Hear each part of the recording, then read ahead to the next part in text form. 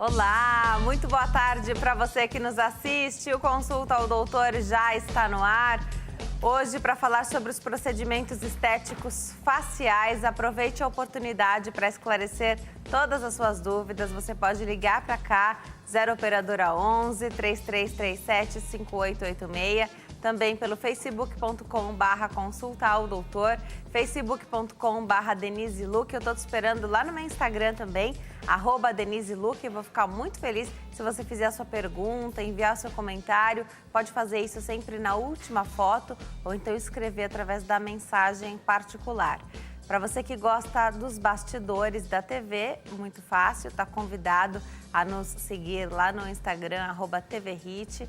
E bem-vindo você que nos assiste através da plataforma do YouTube. O canal é Hit TV. Aproveita que você está por aí, se inscreva, ative as notificações para ficar por dentro de tudo que acontece na nossa emissora.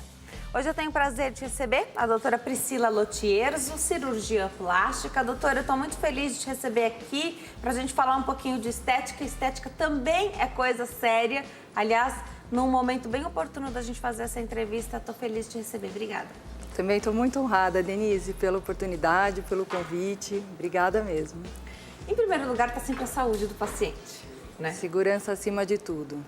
Agora, quando a gente fala de tratamento estético facial, muita coisa mudou. Muita nos coisa últimos mudou. tempos.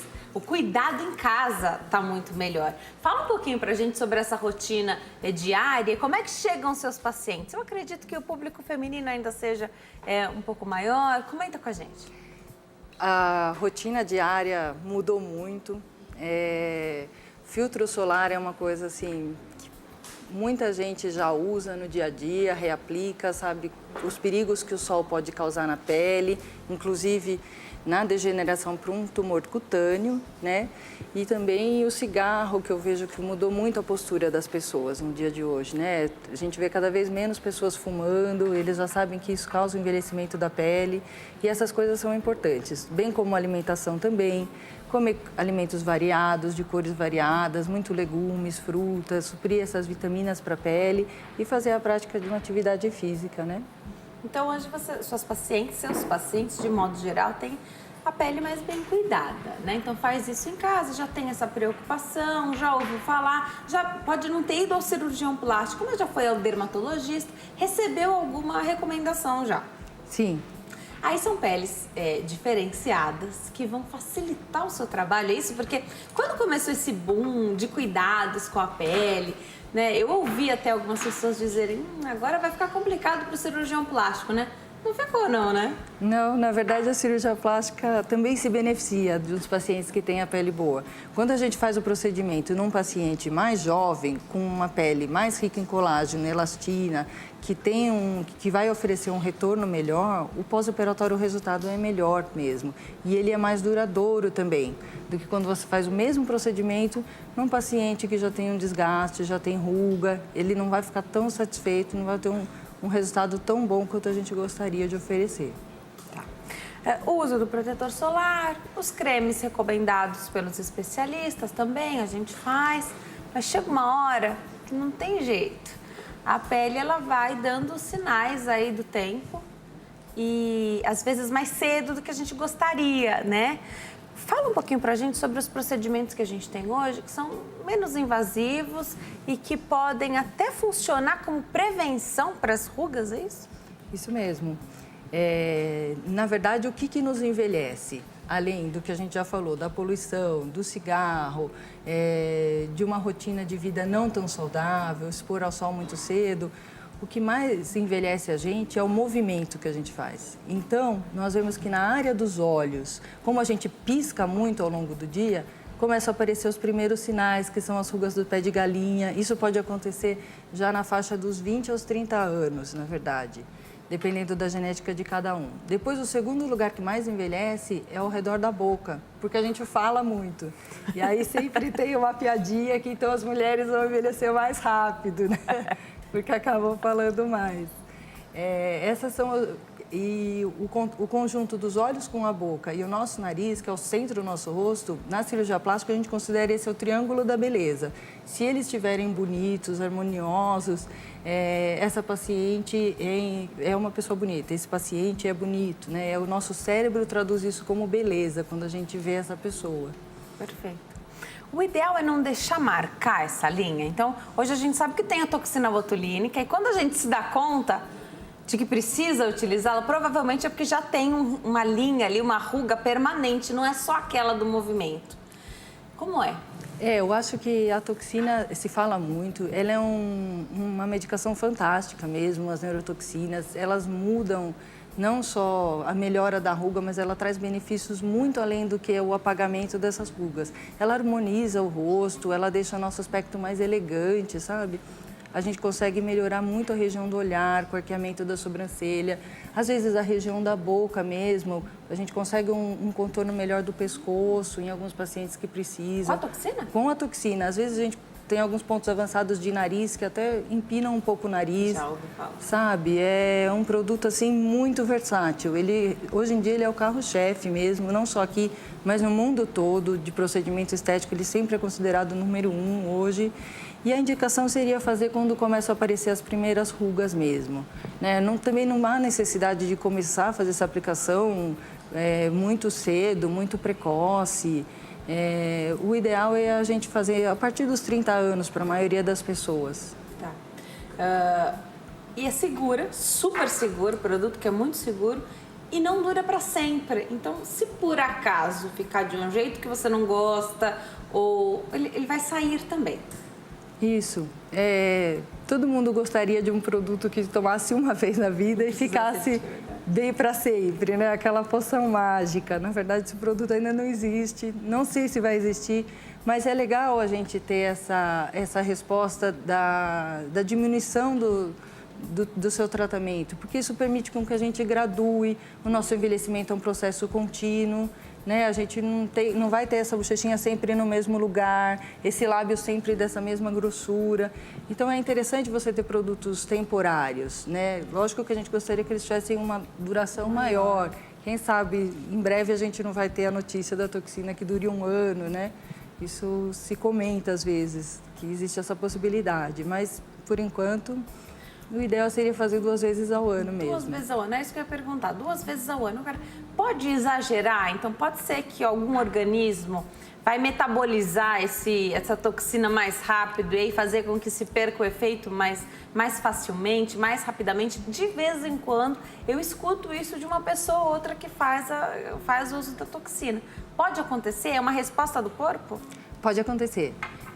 A gente fala, na verdade, que a toxina ela começa a diminuir o seu efeito a partir do 3º mês, 3º ou 4º mês, né? Hoje em dia, as toxinas não duram 6 meses exatamente, mas você vai começar a movimentar do 3º ao 4º mês gradualmente e não necessariamente a ruga vai voltar, sabe? A marca na pele vai continuar lisinha, vai continuar livre, às vezes a sua expressão ainda até está mais modificada, você não vai fazer aquele movimento que vai marcar tanto aquele lugar como antigamente. E aí, com 6 meses, o ideal seria reaplicar mesmo e aproveitar um pouco mais, estender um pouco mais esse benefício, né? Tem gente que tem bastante expressão facial. Eu sou uma dessas pessoas. Dá para fazer a toxina sem deixar a pessoa imóvel? Porque imagina, ia ser muito estranho, né? Não, a gente sempre busca resultados mais naturais. Hoje em dia isso é um consenso.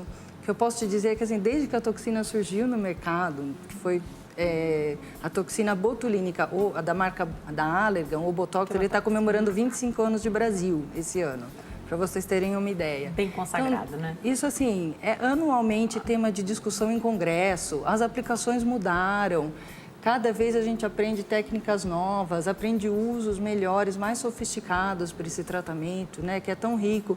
Então, hoje em dia, realmente, as faces congeladas, sem expressão, né, aquele rosto muito duro, não acontece mais com tanta frequência, não deveria acontecer. Os médicos já tomam bastante cuidado nesse tipo de aplicação. Nem com os procedimentos, né, que são menos invasivos, nem com as cirurgias plásticas no rosto, né? Hoje, quanto mais natural, mais bonito fica, né? Mais bonito, mais mais sutileza, né? E os pacientes buscam isso, né? Os médicos mudaram porque os pacientes começaram a exigir resultados melhores. Isso é uma coisa muito bacana, né?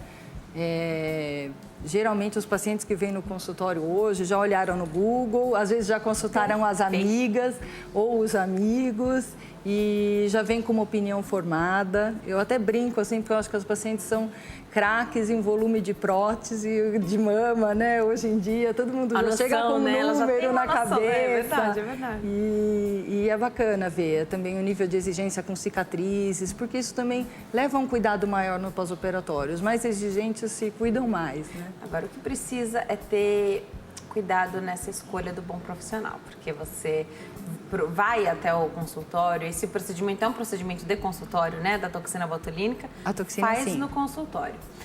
Você vai até lá, você está entregue na mão do profissional também. São vários pontos e ele precisa ter o conhecimento ali da estrutura que ele está aplicando. Tem muita coisa embaixo da nossa pele, né? Parece tão simples, né? Hoje todo mundo fala tanto de toxina botulínica, de botox, que é como a gente se refere, até porque é o que está há mais tempo aqui no Brasil, né? A marca, né? Da Allergan. Enfim, precisa ter a escolha do bom profissional também, né?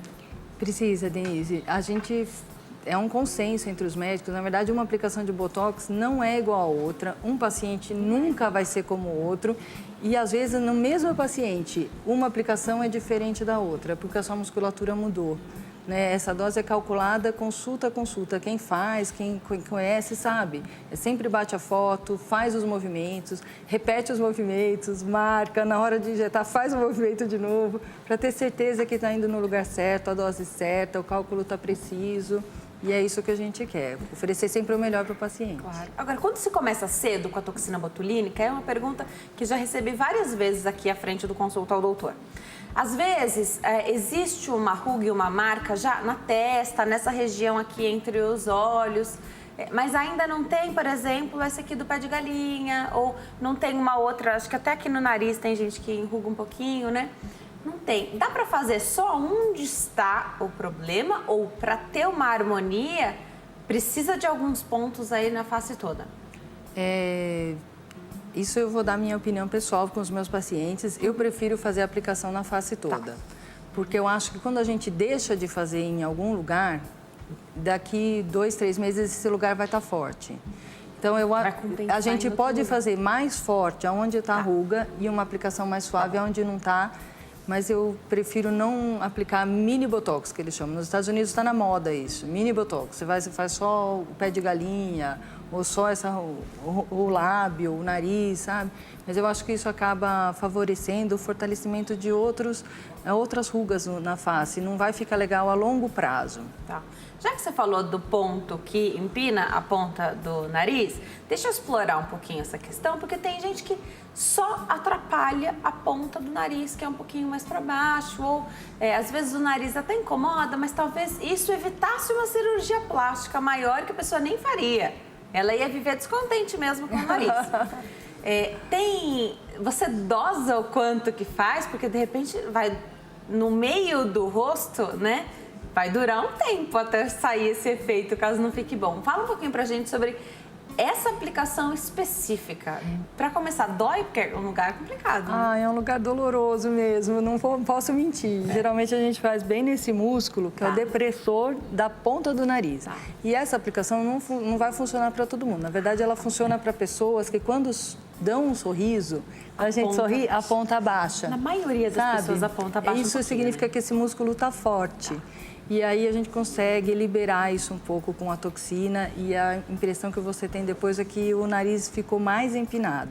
Para melhorar ainda um pouco mais esse resultado, você pode pôr um pouquinho de preenchimento com ácido hialurônico com muito critério, muito cuidado, de preferência com cânula, porque o nariz é uma área muito vascularizada de risco na face. Você falou com cânula, as demais aplicações não são com cânula? No Botox, quando a gente está falando de neurotoxina, toxina botulínica, as aplicações são feitas com uma agulha. Geralmente é uma agulha pequenininha, subdérmica, que é a mesma que os diabéticos usam para aplicar insulina neles no dia a dia, né? Para que seja uma aplicação que não cause muita dor, seja suave. Quando a gente fala de preenchimento, né, de ácido hialurônico, a gente acaba utilizando, às vezes, pontos com agulha e pontos com a cânula. Isso depende muito de cada especialista, da preferência de cada um e também das zonas da face mais vascularizadas, da preferência em geral, o consenso é que se use cânula, né? E o nariz é uma delas. Vamos falar do preenchedor, então? Vamos. Hoje, quando a gente pensa em preenchimento, já está na nossa cabeça, ácido hialurônico. É automático. O ácido hialurônico é o preenchimento mais natural possível que a gente pode escolher para colocar no nosso rosto, né?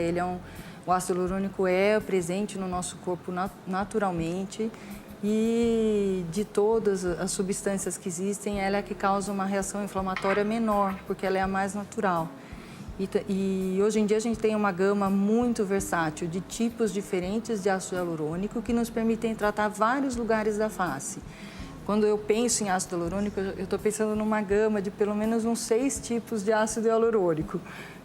Um para usar na pele, um para usar na profundidade, fazer estruturação óssea, tem outro que você vai usar num plano intermediário de gordura, tem ácido hialurônico específico para o lábio. Na verdade, a gente tem uma gama grande mesmo para tratar da melhor forma possível nossos pacientes.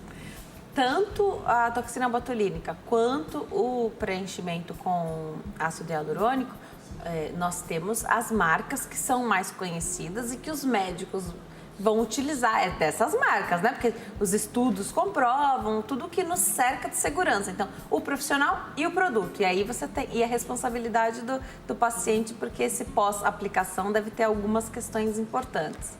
Tem que ser feito num ambiente de consultório, com material estéreo, de preferência luva descartável, tomando cuidado mesmo para que aquilo não gere uma infecção, né? Apesar de serem procedimentos feitos no consultório, não significa que isso não precise ter um critério, não precise ter uma ordem. Geralmente é um processo que não pode ser feito rápido, sabe? A gente tem que fazer esse tratamento devagar, pesando bem o local, medindo as quantidades certas. Tudo tem que ser feito com cuidado quando a gente está pensando no nosso corpo, né? No nosso organismo. Me corrija se eu estiver errado, mas me parece que o preenchedor, ele vem já prontinho para aplicação. Ele vem na seringa? 1 ml. 1 ml em geral. Parece que é muito, mas não é, né? Não é. 1 ml, eu acho que a formulação foi criada desse jeito, porque nos primórdios a gente usava esse 1 ml para fazer um contorno de lábio, para fazer um bigode chinês, né? Hoje em dia, quando a gente pensa num preenchimento, a gente já pensa em repor o volume da face como um todo, não exatamente naquele ponto, né? E aí, muitas vezes a gente vai precisar de mais de 1 ml para fazer se você for repor a perda assim ao redor da região dos olhos, um pouquinho do queixo, do lábio e do bigode chinês, que seja, se você for fazer um procedimento simples, já vai pelo menos 2 a 3 ml de ácido hialurônico para ter um bom resultado. O problema de usar 1 ml só é que o paciente vai ficar frustrado, né? Às vezes ele vem com uma expectativa elevada e não alcança a expectativa toda, aquele resultado todo que ele gostaria. Se eu pudesse dar uma dica, o produto ele já é caro, né? Ele já é caro para o médico que vai comprá-lo. Então, desconfiar daquilo que for muito barato. Tô certa, doutora? Não existe milagre, né, gente? É uma coisa padronizada, mais ou menos tabelada entre os consultórios, né? Tem que procurar. Geralmente o barato sai caro quando a gente pensa em procedimentos médicos, né? Tem alguns protocolos de preenchimento que eu já ouvi falar, MD Codes, deve ter outros, né? E tem aquele que o médico pensa junto com o paciente para o rosto do paciente. Eu quero entender como que alinha a expectativa, já que trata-se da medicina, e na medicina não tem garantia de resultado. É uma pessoa que está bem, ela quer ficar ainda melhor e a gente está falando de beleza, que é algo super subjetivo, né? Super subjetivo. O nosso cérebro, ele codifica a beleza, assim, quando ele vê uma pessoa em questão de milissegundos. Como que ele faz isso, né? Tem vários estudos por trás. O que chama a atenção do nosso cérebro para que a gente reconheça uma pessoa como bonita ou feia, né? Por que todo mundo olha para a Gisele Bündchen e acha ela linda, né? Ou quase todo mundo, imagina. Todo mundo. Porque ela tem uma proporção facial adequada. Na verdade, o nosso cérebro ele gosta de matemática, ele gosta de ordem, ele gosta de proporção. Isso é uma coisa que a gente já sabe desde a Grécia Antiga. Né? Os gregos já reconheciam uma proporção da natureza, que é a proporção áurea, que é um número que é 1,618. Ele é um número mágico, presente em quase tudo da natureza, na proporção das conchas, na proporção das pétalas de uma flor, né? Em folhas e também no corpo humano. Né? Então, quando a gente pega, por exemplo, o nosso dedo e mede a pontinha do dedo com relação ao dedo como um todo, e divide esse número, vai dar 1/618. A gente pega o nariz, a base do nariz, com relação ao dorso, uma proporção harmônica seria 1/618. Mas o nosso cérebro reconhece isso num piscar de olhos, sem que a gente perceba, se dê conta de todo esse cálculo que ele está fazendo. Então, quando a gente pensa em beleza, em cirurgia plástica, em preenchimento, em estética, na verdade, a gente tem que pensar sempre na matemática também. Né? O Leonardo da Vinci, Michelangelo já criavam as obras deles com base no 618, pela matemática. Né? E os grandes arquitetos também do Panteão também utilizavam esse número para suas criações. No corpo humano, a gente pode fazer esse truque, fazer algumas medidas no consultório, para chegar a esses números da face e tentar conseguir corrigir essa harmonia de uma forma mais global. Eu sei que vocês também olham os terços do rosto, Os né? terços do rosto. E às vezes eu acredito que o paciente pode chegar até você e falar assim, olha, doutora, eu vim aqui para ver como é que você pode me ajudar, que eu não estou satisfeita, mas não sei te falar exatamente o que é. E às vezes é uma testa que é um pouquinho maior, às vezes é um volume da boca que falta. Como é que funciona isso, então, para você? Porque, na verdade, não é o que você acha bonito, é como o paciente vai se sentir olhando ali. Como que dá para, antes de fazer o procedimento, mostrar para ele que, às vezes, é a boca que falta preencher um pouquinho, é o nariz que precisa... Como fazer isso? Muita conversa. Uma técnica ótima é mostrar as fotos dele e aí fazer essas medidas nas fotos e também fazer as medidas durante um exame físico com o paciente, né? Então, o que a gente pode olhar nesse paciente que sinaliza beleza, que melhora a nossa atração? O formato do rosto. A maior parte das mulheres prefere um formato do rosto oval e os homens preferem um formato de rosto quadrado. Né? Depois do formato do rosto, a gente vai ver as medidas que a gente chama de cefalometria, então são os terços, né? A distância da testa até essa raiz do nariz, da raiz do nariz até embaixo do nariz até o queixo. Em geral, elas têm que ser iguais ou muito parecidas. Nós não somos também simétricos, perfeitos, né? Um lado sempre mais preenchido, um lado menos preenchido, um lado a gente envelhece mais rápido. Então, assimetrias muito grandes a gente busca corrigir, assimetrias leves, em geral, a gente mantém assim mesmo, porque o paciente já se vê daquela forma, já se gosta daquele jeito. Essas coisas a gente disfarça com os nossos gestos, com o nosso sorriso, com as nossas emoções, né? E, além disso, a cor da pele bem uniforme. E o trígono da beleza também é fundamental, que é o aspecto em geral do nariz, o formato dos olhos, né, e da boca, que são os 3 elementos essenciais da beleza do rosto. Uma coisa hoje em dia que está muito na moda, que a gente vê muitas pessoas falando disso, é das maçãs do rosto, né? Inclusive tem até uns truques de maquiagem que os maquiadores usam para ressaltar isso com iluminador. Esse é um ponto da chave que a gente perde gordura muito fácil com o envelhecimento. Então, às vezes, colocando um pouquinho de preenchimento nessa região, você realça e recupera a beleza desse paciente, né? Recupera os traços que ele tinha quando mais jovem. Um outro ponto também, o queixo, que é muito importante. Ele costuma ficar viradinho para cima. Ele vai encontrando a ponta do nariz, a gente fala. Você vai ficando com uma face côncava, né? O queixo vai virando para cima. Então, às vezes, alongando um pouco esse queixo, com preenchimento, você também pode restaurar a beleza desse paciente, melhorar toda essa linha de contorno, que vai do ângulo da mandíbula até a pontinha do queixo e que isso sinaliza também beleza para o nosso cérebro. Independente do formato do rosto, dá para ter aqui mais delineado, é isso? Dá. A gente consegue fazer manipulações com ácido hialurônico para deixar esse rosto mais atraente, mais ovalado, às vezes, mais delicado também. No próximo bloco, eu quero saber exatamente sobre isso que a doutora falou, que é do rosto, parece que ele vai escorrendo com o passar do tempo. Aí a bochechinha já vai caindo, algumas marcas, né? Já a gente vai entender quais são as ferramentas. A gente falou do preenchedor, mas eu também já ouvi falar de outras estruturas para se levantar aí o rosto. Um fio de sustentação, quero saber se também pode ser uma alternativa. E quando é o momento, né, mesmo fazendo tudo isso, lá na frente, acredito que não dê conta de continuar, né?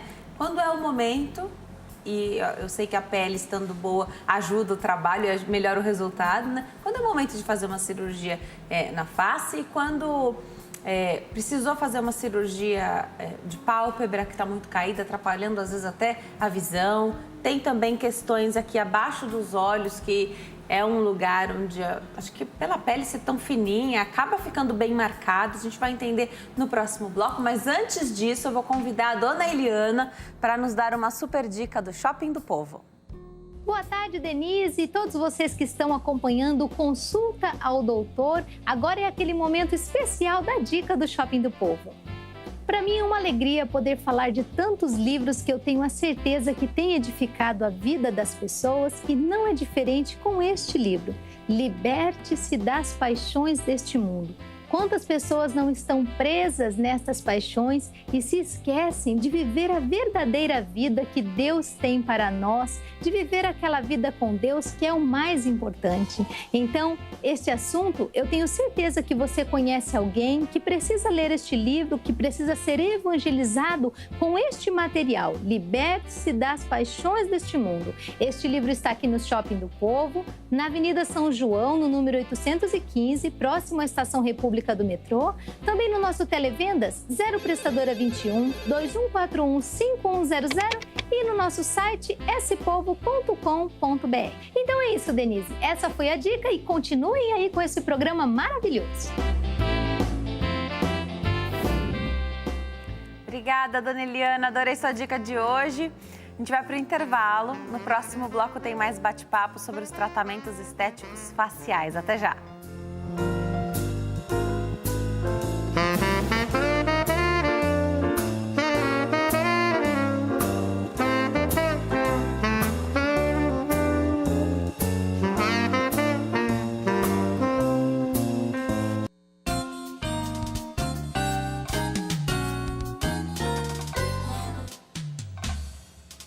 Nós estamos de volta hoje falando sobre os tratamentos estéticos faciais. Quem tira as nossas dúvidas é a doutora Priscila Lotierzo.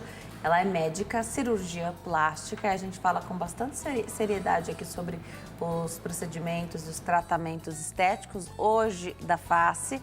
Você tira a sua dúvida ligando para cá, 0 Operadora 11 3337 5886, também pelo facebook.com/consultar o doutor, facebook.com/Denise Luque. Eu te espero lá no meu Instagram, @Denise Luque. Doutora, parece que o que acontece quando o tempo passa é que o nosso rosto vai escorrendo, aí a bochechinha já vai ficando lá embaixo, e essa é a queixa das pessoas.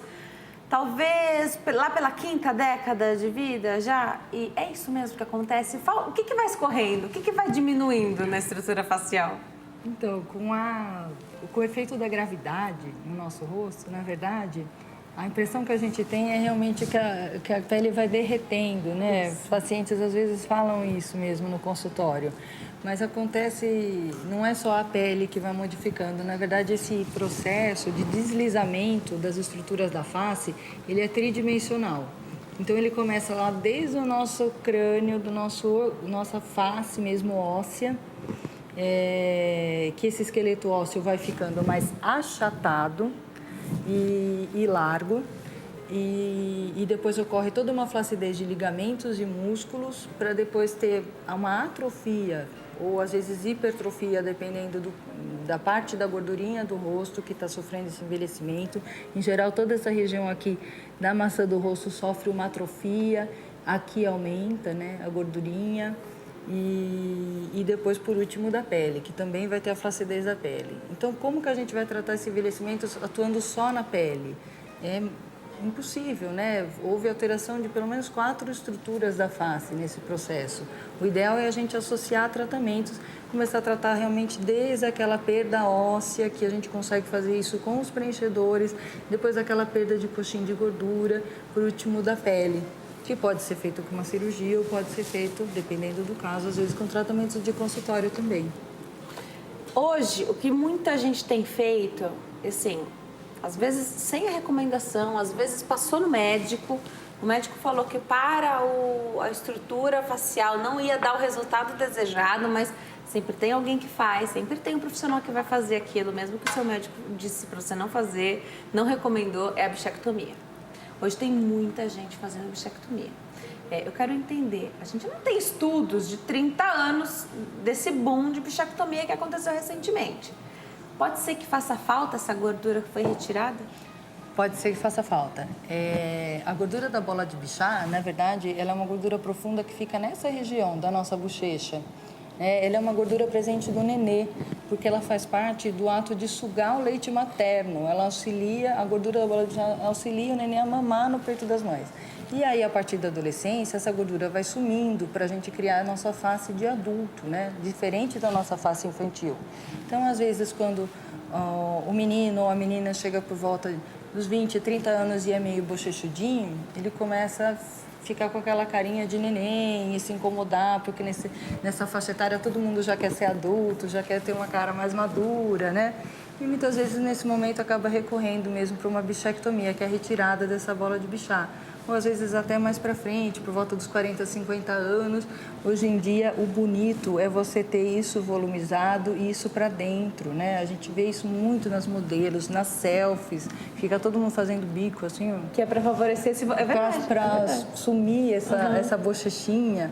E aí, quando a pessoa faz a selfie, essa bochechinha não some. Ela vai no consultório querer tirar a bochechinha com uma cirurgia. Às vezes precisa mesmo. É uma técnica cirúrgica consagrada, já usada há muitos anos para paciente que tem o rosto mais redondo. E às vezes ela é retirada em excesso, né? O ideal é durante a cirurgia também, você pode tirar a parte dela que está excessiva e deixar um pouco para manter essa estrutura no futuro, né? E você também pode criar essa depressão de outras formas, às vezes volumizando a bochechinha para deixar um contorno mais bonito, né? Não depender só do resultado da retirada da bola de Bichat. Mas como todo coxim gorduroso da face, ao longo do tempo pode ser que isso venha a faltar, sim, e precisa ser reposto mais para frente, né? Mesmo quando precisa fazer, o ideal é que o paciente esteja no peso ideal, porque o rosto também engorda, né? A característica principal, fundamental da gordura de Bichat é que com o emagrecimento, quem tem a gordura de Bichat verdadeira, a bochechinha não some. Tá. Ela pode estar magra ou ele pode estar magro, em forma, com gordura corporal baixa e a bochechinha continua lá. Ela não se altera muito, ela é estrutural mesmo, genética de cada um. E aí, nesses casos, eu acho que vale a pena a retirada, porque resolve mesmo a queixa, melhora. Mas, em geral, eu não removo ela toda. Tá. É uma retirada parcial do excesso mesmo dela, para conseguir a concavidade que a gente deseja, essa beleza, trazer essa beleza para essa face arredondada, né? Faz no hospital a cirurgia? Faço no hospital. Pela segurança do paciente, qualquer procedimento cirúrgico, eu prefiro fazer com o anestesista, dentro do ambiente hospitalar, com o material todo esterilizado. Eu acho que isso é fundamental. Vamos falar um pouquinho de algo que está super em alta agora. Então, a gente sempre fala da toxina botulínica, fala do preenchimento com ácido hialurônico.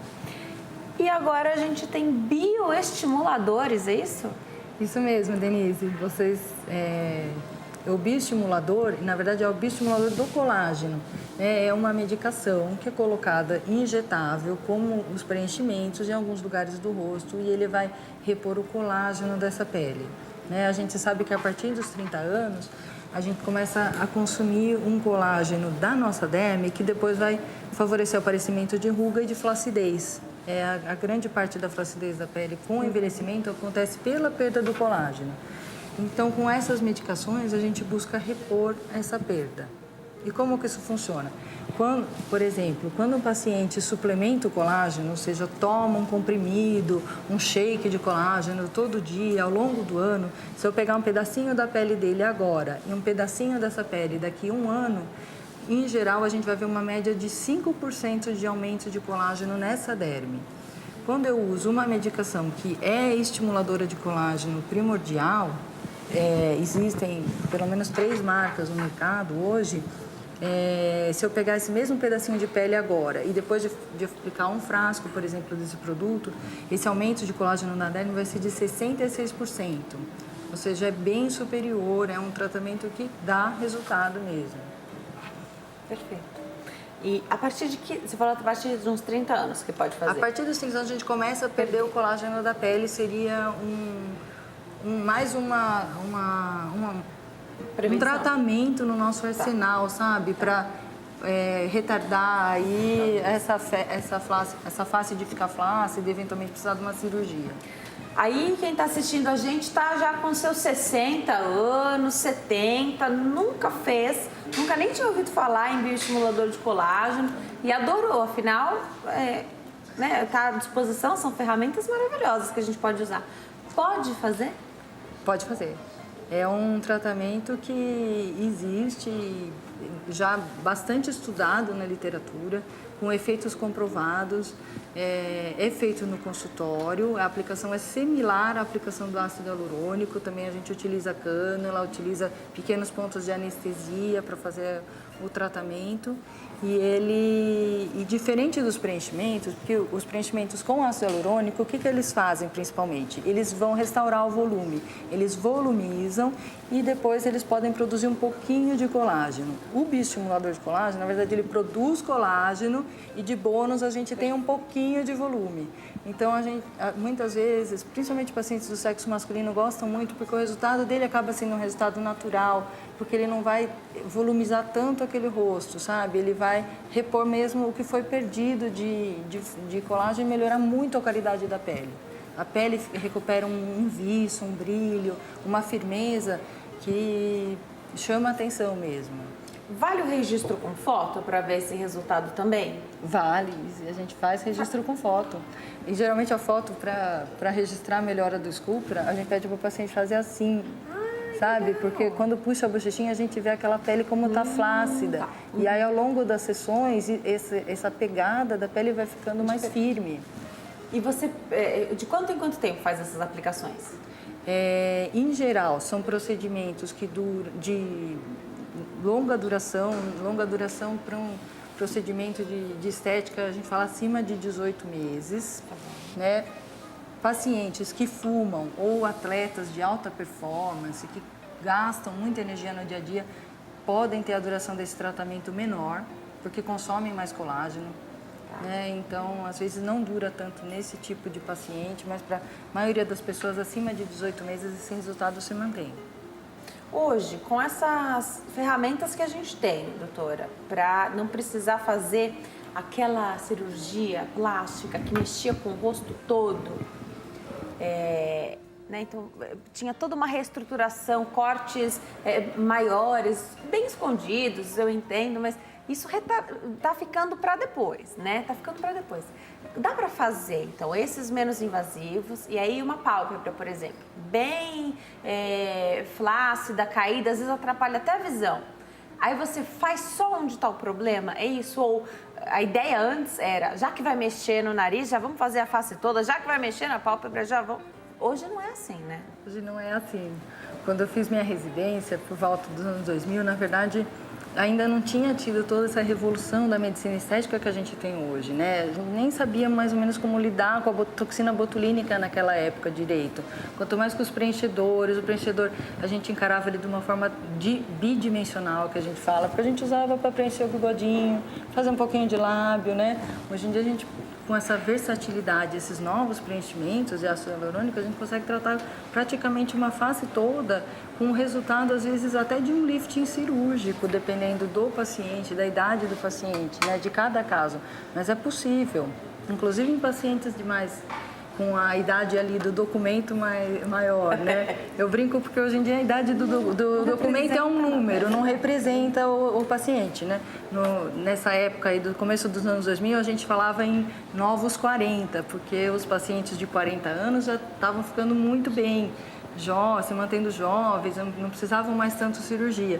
Agora a gente já está falando dos novos 50, porque esses mesmos pacientes estão chegando nos 50 anos e continuam muito bem, porque eles estão fazendo seu dever de casa, seus cuidados no dia a dia, com o protetor solar, com não fumar e também nos consultórios, né? Repondo colágeno quando possível, fazendo a sua toxina, já não tem mais tantas rugas, né? O que a gente às vezes não consegue tratar muito no consultório é a pálpebra mesmo, porque não tem preenchimento para a pele do olho, né? Isso só com a cirurgia. Então, muitas vezes esses pacientes vêm aos 50 anos buscando fazer uma pálpebra porque o resto do rosto ainda está em ordem, eles ainda não se incomodam, não vem tanta flacidez no resto do rosto. Também hoje é uma cirurgia mais simples do que a gente imaginava antes, né? É blefaroplastia que chama, né? É a blefaroplastia. Ela é uma cirurgia delicada, porque a gente vai estar sempre atuando do lado do olho do paciente, né, que é o órgão da visão. Então, esse olho ele é protegido durante todo o procedimento, é uma das principais preocupações. E pelo olho ser o centro do nosso rosto, das nossas emoções, também é uma cirurgia que tem que ser pesada, calculada milimetricamente, não essa retirada de pele para depois o paciente não ter alteração na anatomia própria dele, do olho, né? Não ter modificações assim no seu rosto, né? Sempre preservando ao máximo a estrutura genética dele. Dessa área, a grande vantagem é que tem uma cicatriz, porque toda cirurgia tem cicatriz, mas não dá pra ver, ela fica bem escondidinha, porque a gente tem várias dobrinhas, né? Essa cicatriz da pálpebra é uma cicatriz que, em geral, não dá trabalho no pós-operatório. Mesmo pacientes que têm a tendência a terem cicatrizes mais altas, hipertróficas, raramente vão fazer uma cicatriz queloidiana ou hipertrófica na pálpebra. Pode acontecer, mas é muito raro. Em geral, é uma cicatriz que fica realmente bem suave e disfarçada. Agora, aqui em cima chama pálpebra e aqui embaixo também? Chama pálpebra, a gente fala pálpebra superior e a pálpebra inferior. Também é uma região bem delicada que marca bastante. Não sei se é pela expressão do olho, fica bem marcado com o tempo, né? Se tiver que fazer essa cirurgia da pálpebra superior, já pode trabalhar na inferior? Pode. Fazer junto? Faz junto. Em geral, o mais comum é a gente já fazer as duas juntas, né? Porque mesmo uma pálpebra inferior que não esteja com tanta sobra de pele com a superior pode estar mais flácida, porém essa inferior com o tempo vai acabar apresentando algum sinal de flacidez, né? E aí a gente, tirando um pouquinho de pele já preventivamente, essa cirurgia vai durar um pouco mais para o paciente, né? Ele vai ficar bem por mais tempo. Incomoda nessa pálpebra inferior tanto a questão das bolsas, olheiras em geral, que tem várias características, né? E as rugas. Menos invasivas. Tem tratamentos menos invasivos para a gente fazer nessa área? É preenchimento? Tem preenchimento e tem o laser de CO2 fracionado, uns peelings mais profundos. Em geral, a gente hoje em dia substitui o uso do peeling pelo laser mesmo, porque por ele ser mais seguro, sabe? A gente consegue controlar melhor o efeito que a gente deseja na pele desse paciente. E fazendo uma sessão de laser de CO2 fracionado por ano, ele consegue prevenir o envelhecimento dessa pálpebra também, tanto a inferior quanto a superior.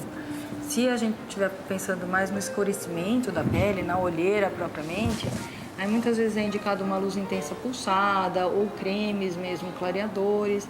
E também, se for mais um encovamento, uma perda mesmo de gordura, a gente pode fazer o preenchimento. Na verdade, tem várias técnicas dependendo de cada paciente, né? Por isso que é tão importante ir no médico, sabe? Né? A consulta. Nada substitui a consulta. Fazer as nossas medidas ali no consultório para que tudo seja calculado da melhor forma possível. Às vezes também pode precisar de 2 tratamentos, né? Um só não vai dar um resultado tão bom. E aí, assim, uma coisa que eu acho bem legal é combinar com o seu especialista e também colocar aquilo que cabe no seu bolso. Né? Sim. Então, quando a cirurgia não é necessária e você vai fazer o tratamento que é menos invasivo, às vezes não vai dar o melhor resultado, mas dá para começar a tratar com aquilo que o paciente tem um investimento para fazer, né, doutora? Porque isso também é importante, porque custa, né? É dinheiro, custa, tem um valor. O importante é fazer com alguém que te traga segurança. E essa alternativa da questão se cabe no bolso ou não, ela existe, é possível fazer, né? E essa é uma questão também que eu acho que a maior parte dos médicos está disposto a ajudar o seu paciente, sabe? Tem que confiar, sabe? Exponha para ele suas dificuldades, a gente acha um caminho alternativo, às vezes faz um pouquinho agora, deixa para fazer um pouquinho mais depois, planeja, um outro tratamento. E essa é uma coisa muito importante de ser falada, porque você não precisa fazer todos os procedimentos que existem no mundo ao mesmo tempo agora. A gente pode fazer um planejamento a longo prazo, de forma que isso caiba no bolso e faça tudo com segurança, com um profissional especialista mesmo, né? Da forma certa. Vamos falar um pouquinho de fio de sustentação? Depois a gente fala da questão, você que está assistindo, quer saber sobre o PMMA, o polimetilmetacrilato, é assim que fala? Isso mesmo. Já a gente vai falar sobre essa questão, se pode, se não pode utilizar, e da notícia recente que a gente teve da morte de uma mulher que foi fazer um procedimento, nem foi em ambiente hospitalar, também não era uma clínica, era a casa da pessoa, né? Já a gente vai abordar essa questão aqui. Mas queria falar de fio de sustentação, porque todas as vezes que eu recebo profissionais aqui, ou dermatologistas ou cirurgiões plásticos, para falar da face, é o que eu mais recebo de pergunta. Fio de sustentação, e tem vários nomes, né? De vários materiais. Conta um pouquinho pra gente. Eles existem? Funcionam? O fio de sustentação, ele, na verdade, a ideia por trás do fio é muito interessante, né? Porque a ideia é você colocar um fio na pele e tracionar esse fio de forma a reposicionar aquela pele no lugar certo, a fazer aquela esticadinha que, em geral, a gente faz com a cirurgia, durante uma cirurgia de lifting, né? Então, seria uma forma de fazer esse lifting num consultório. Mas quanto de lifting esse fio de sustentação consegue proporcionar, né? Eu vou falar principalmente do fio de sustentação, que é a base de ácido polialilático, porque ele hoje em dia é o mais usado para isso. Existem outros que são a base de outros materiais, mas são fios que realmente não dão efeito lifting algum, né? Eles servem para outras coisas, melhorar rugas de outras formas.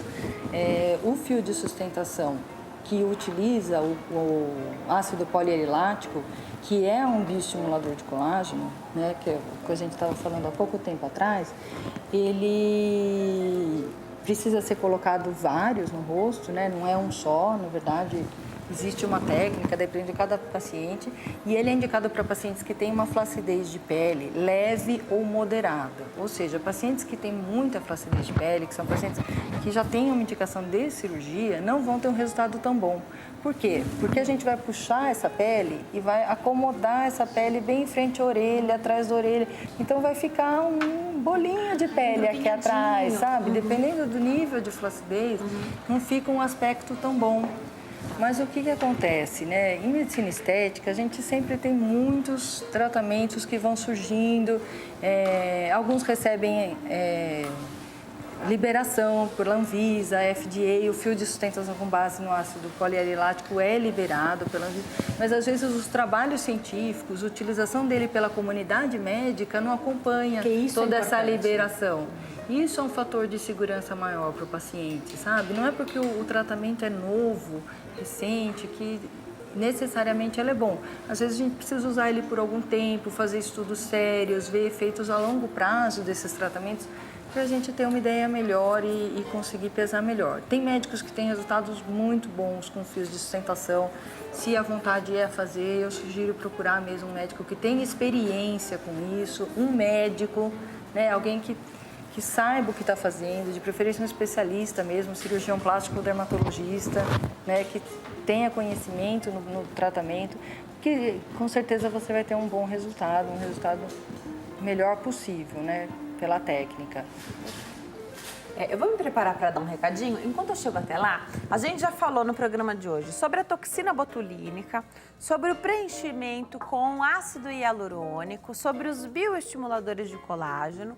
E aí, enquanto eu chego até lá, queria que você respondesse aqui da gente que cuidados deve-se ter, e eu não sei se para cada técnica, né, para cada serviço, o cuidado é diferente, mas depois da aplicação, tem algum cuidado especial? Não pode tomar sol, por exemplo?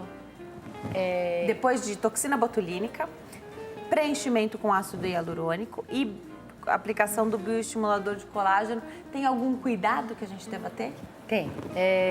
Depois de fazer, logo no dia mesmo que faz a aplicação da toxina, a gente não pode deitar pelas próximas 3 horas depois da aplicação, deve se manter ou sentada ou, se for inclinada, com o dorso mais elevado. Não pode fazer atividade física nesse dia, academia, e também não deve massagear a área em que a toxina foi aplicada. Não pode fazer toxina botulínica a mulheres que estejam grávidas ou amamentando, né? Isso é um pré-requisito, a gente tem que tomar muito cuidado antes de submeter a qualquer tratamento nessa fase da vida da mulher. E depois dos preenchimentos, alguns preenchimentos a gente orienta os pacientes a usar algum analgésico, porque às vezes eles podem dar dor, ou fazer algumas compressinhas geladas. E depois dos bioestimuladores, em geral, a gente orienta a massagem, né? Massagear a área aplicada, isso a gente ensina no consultório como que vai fazer para conseguir uma estimulação boa desse produto. Vem comigo que a gente vai sair para um intervalo bem rapidinho. No próximo bloco tem mais bate-papo sobre os tratamentos estéticos faciais. Até já!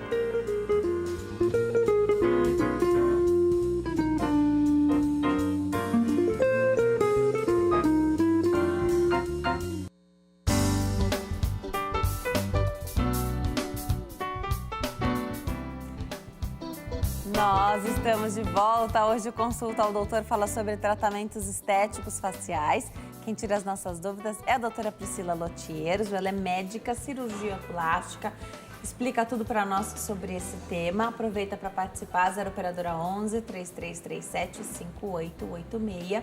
Também pelas nossas redes sociais, facebook.com/consulta ao doutor, facebook.com/Denise Luque, vai lá no meu Instagram também, @Denise Luque. Doutora, aconteceu recentemente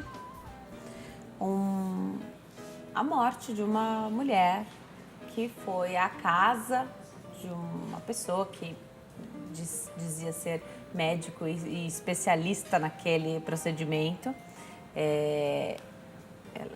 Ela morreu e levantou-se um monte de questões, né? Inclusive sobre a atuação de médicos nas redes sociais. Então, eu sigo muitos médicos e todos eles, entre ontem e hoje, publicaram assim: não confie nas redes sociais, procure CRM, o registro da especialidade, que é o RQM. É isso.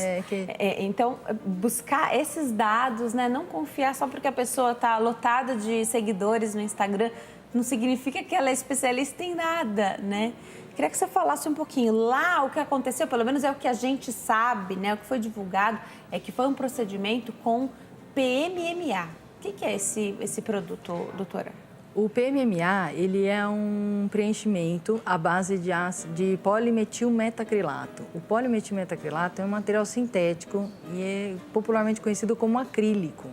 É o acrílico mesmo que a gente vê em outdoor, fazer luminoso. É um material tipo um plástico mesmo. Só que ele é feito num formato que ele consegue ser colocado num líquido, né? Num veículo, em esferas microscópicas mesmo. E isso começou a ser utilizado para preenchimento. Problema número 1, ele é um material definitivo. Então, se ocorrer algum erro na aplicação, ele vai ficar para sempre. Ele é muito difícil de ser retirado.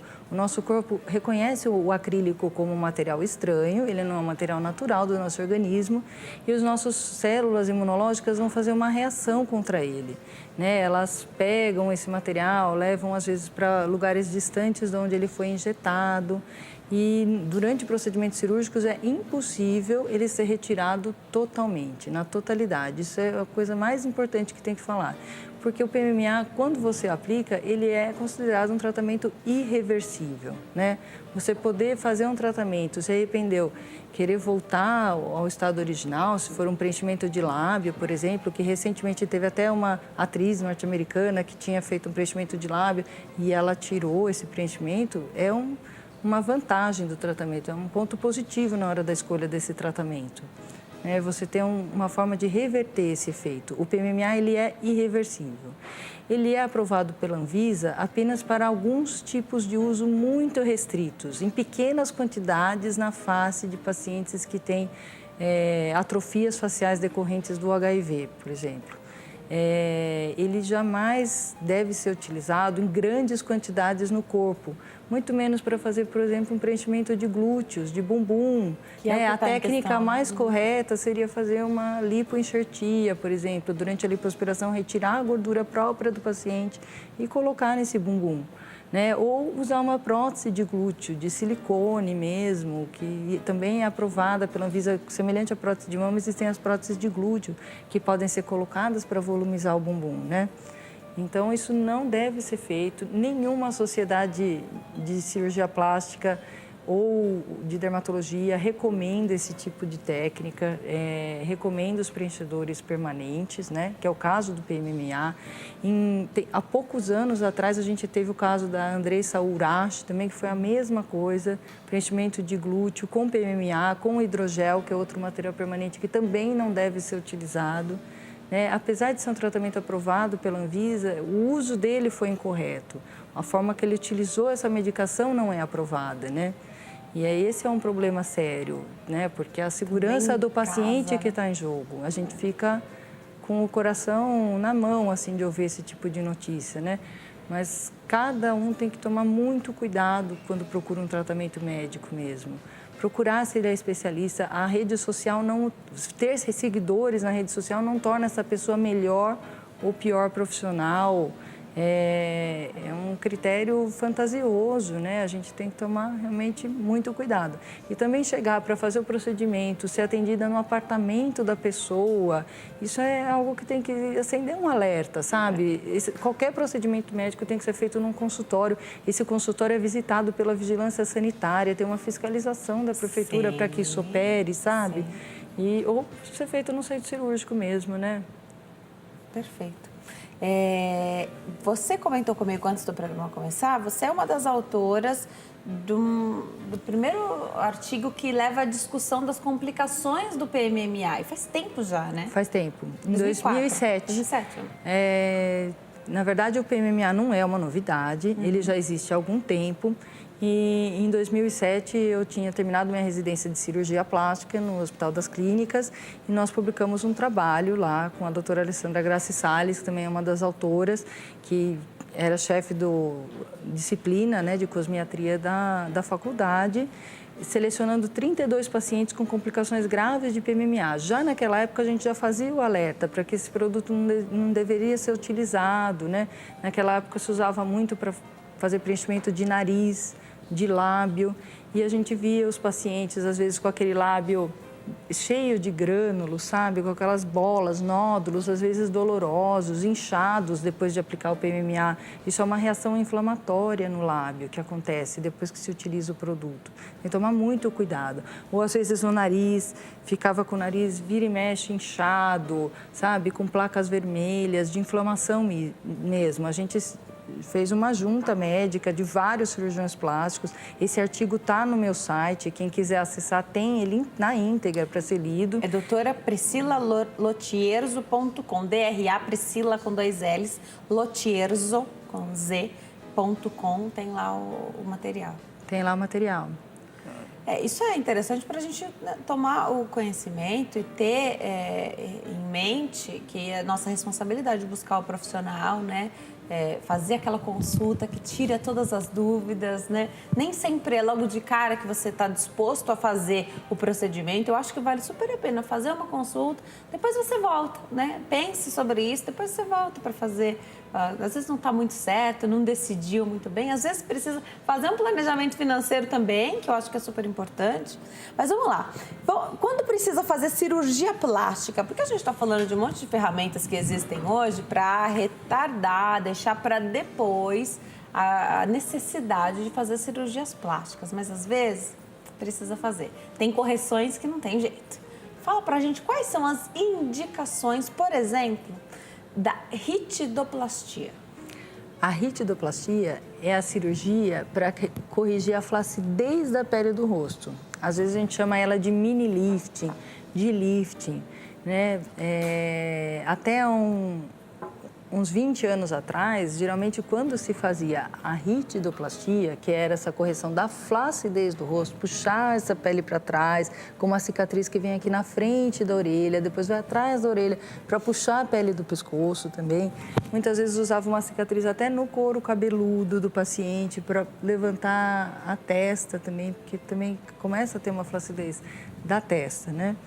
Então, a ritidoplastia, ela é indicada para quem já tem essa flacidez. Você olha no espelho, você puxa, assim, vem bastante pele aqui para trás, sabe? Você fala, nossa, podia dar uma puxadinha aqui.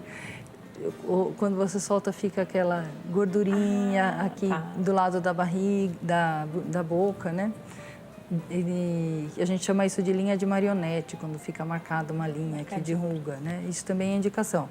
Ou você quer reposicionar essa gordurinha da bochecha, isso também pode ser feito com a ritidoplastia. Hoje ainda faz Tem paciente jovem que faz isso, logo após os 40, 50 anos, já procura um profissional cirurgião plástico para fazer o mini lifting, porque quer ter um resultado muito bom, né? Que é muito preocupado com a sua estética. Às vezes, pessoas que estão na TV já fazem, né?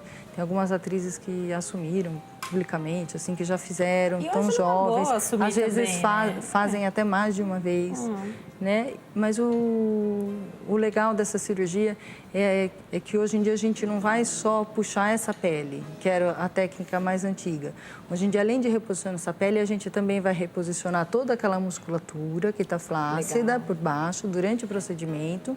E muitas vezes a gente usa também um enxerto de gordura ou algum preenchimento para melhorar ainda mais o resultado corpo da pessoa.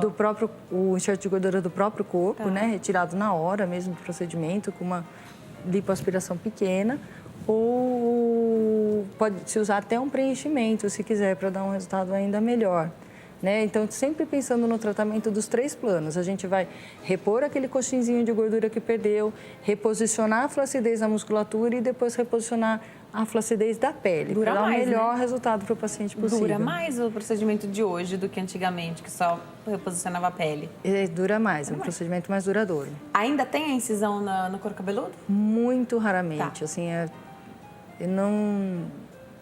muito tempo que eu não vejo esse tipo de cirurgia sendo realizada. Algumas indicações existem ainda. O que a gente faz é subir no couro cabeludo, às vezes um pouquinho, assim, acima da orelha, né? Para poder puxar essa região da região temporal, que a gente fala, né? Do supercílio, da cauda do supercílio, mas não mais aquela que vai em todo o couro cabeludo, né? Transversal. Eu imagino que precise, né? Para qualquer cirurgia facial, tanto do nariz, né? Essa da blefaroplastia, que é da pálpebra, essa que é o lifting, né? A ritidoplastia, precisa de um planejamento de tempo também, porque não dá para voltar ao trabalho no outro dia, né? Sim, essa é a grande diferença, né, hoje. Por que os pacientes querem tanto tratamentos de consultório? Porque são procedimentos mais rápidos, com recuperação mais rápida. Às vezes pode até ficar um pouquinho de hematoma no dia seguinte, um roxinho, mas algo que a gente consegue disfarçar com uma maquiagem. Quando a gente faz uma cirurgia plástica, a gente precisa separar aí pelo menos uma semana, 10 dias do nosso tempo corrido para ficar em casa, para seguir as recomendações certas, né? Não pode carregar peso, não pode fazer academia, voltar rápido para as atividades, tem que ficar um tempo sem dirigir, né? Tem os remédios que precisa tomar, muitas vezes a gente dá antibiótico também no pós-operatório para prevenir qualquer infecção que possa acontecer, os cuidados com o curativo, então acaba sendo mais trabalhoso. Mas também é um resultado que vai mais a longo prazo, né? Perfeito. A cirurgia do nariz chama bastante atenção porque para o leigo, assim como eu, se você pesquisar na internet, é fácil de encontrar até grupos de pacientes que não ficaram satisfeitos com a primeira cirurgia e nem com a segunda, e às vezes não ficaram satisfeitos com a terceira cirurgia do nariz. E o nariz está no centro da nossa face, né? Então tudo chama atenção no nariz. Às vezes a pessoa não gostava do nariz que veio com ela, mas ela pode não gostar do que foi feito também, chamar mais atenção ainda, não do ponto de vista para os outros, mas para ela, que é o que importa, né? Fala um pouquinho sobre a cirurgia de nariz, porque é um trabalho, aliás, toda a cirurgia plástica, né? É um trabalho artesanal, né? A cirurgia plástica do nariz é um trabalho que precisa ser calculado milimetricamente, né? Tirar um pouquinho a mais do nariz, às vezes, pode realmente deixar sequelas depois, naquele pós-operatório, né? Não deixar aquele resultado tão desejável. O que aconteceu com a cirurgia de nariz? Os primórdios da cirurgia de nariz, a gente usava uma técnica que cortava mesmo parte do dorso do nariz e com isso algumas estruturas nobres da anatomia do nariz, que a gente chama de válvula nasal, que faz parte da nossa fisiologia da respiração, né? São estruturas que permitem a gente respirar melhor. O nariz está aí para filtrar o ar que a gente respira, para umedecer esse ar e para aquecer, para que ele não chegue aquele ar gelado no pulmão. Então, antigamente, quando a gente retirava essas estruturas, com o passar do tempo, o nariz acabava diminuindo ainda mais de tamanho, né? A gente tem que sempre pensar, por exemplo, no Michael Jackson, quando pensa, né, em sequela de cirurgia de nariz, porque a gente chama esse tipo de nariz bem reduzido de nariz esqueletizado, né? E isso é uma coisa que a gente aprendeu a evitar, modificando a técnica de cirurgia de nariz, né?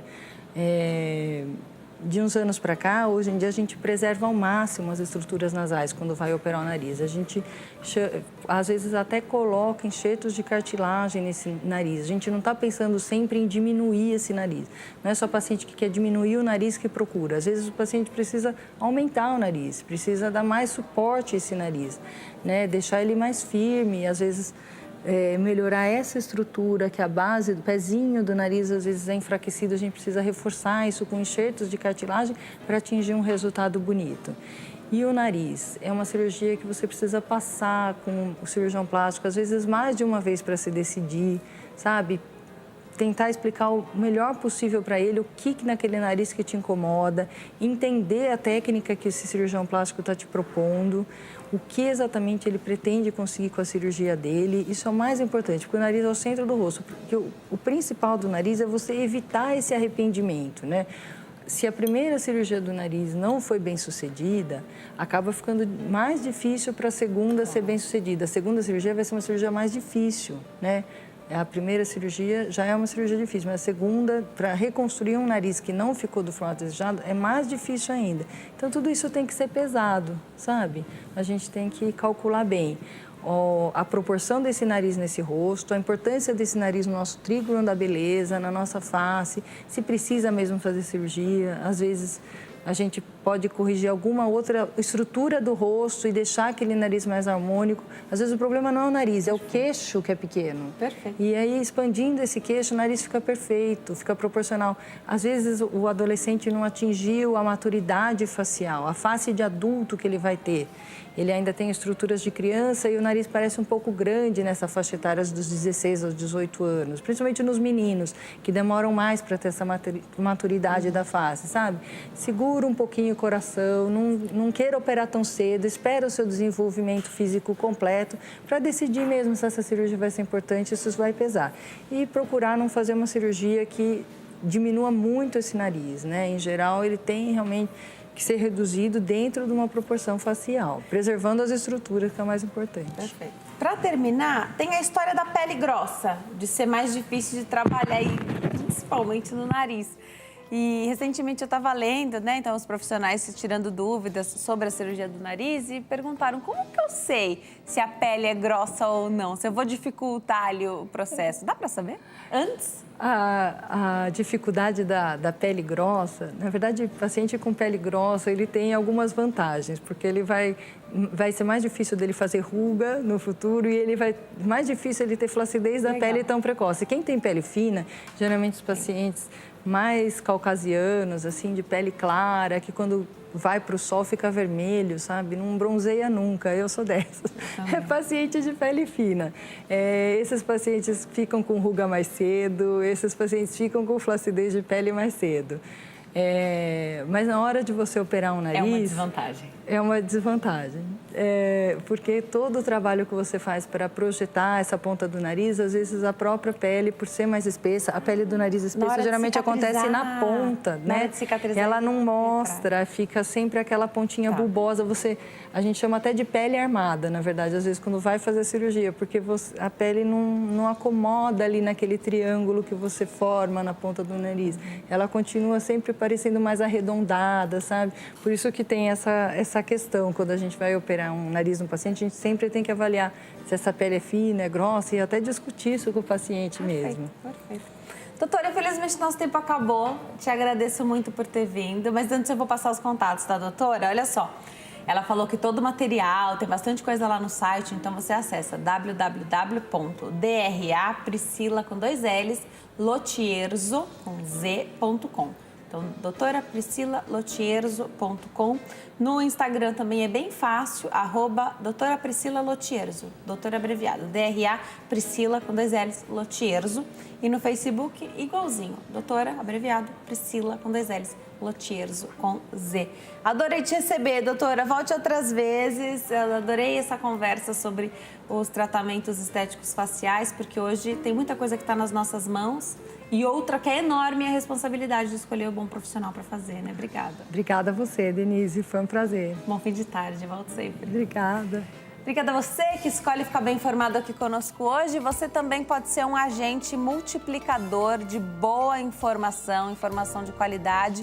Esse programa fica disponível lá no YouTube, o canal é HIT TV. Se inscreva, ative as notificações e fique por dentro de tudo que acontece por aqui.